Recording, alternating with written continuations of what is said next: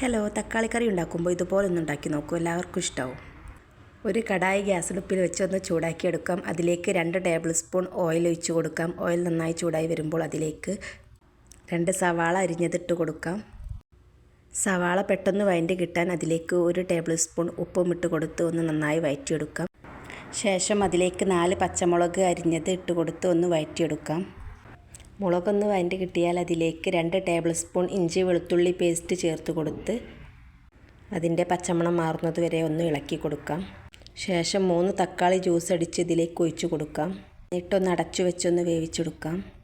തക്കാളി നന്നായി വെന്ത് കിട്ടിയതിന് ശേഷം അതിലേക്ക് 1/4 ടീസ്പൂൺ മഞ്ഞൾപ്പൊടി, 1 ടീസ്പൂൺ മുളക് പൊടി, 1 ടേബിൾ സ്പൂൺ ഉപ്പ്, 1 ടീസ്പൂൺ ചിക്കൻ മസാലപ്പൊടി എന്നിവ ചേർത്ത് നന്നായി ഇളക്കി വഴറ്റിയെടുക്കാം. ശേഷം അതിലേക്ക് 1 ലിറ്റർ വെള്ളം ഒഴിച്ച് ഒന്ന് ഇളക്കി അടച്ചു വെച്ച് തിളപ്പിച്ചെടുക്കാം.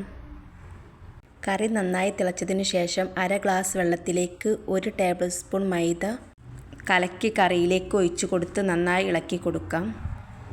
പെട്ടെന്ന് കട്ട പിടിക്കും, അതുകൊണ്ട് ഇളക്കിക്കൊണ്ട് തന്നെ തിളപ്പിച്ചെടുക്കണം.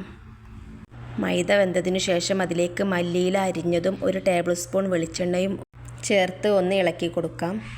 നമ്മുടെ കറി ഇവിടെ റെഡി ആയിട്ടുണ്ട്. എല്ലാവരും ഉണ്ടാക്കി നോക്കിയിട്ട് നിങ്ങളുടെ അഭിപ്രായം കമൻ്റായിട്ട് അറിയിക്കണേ.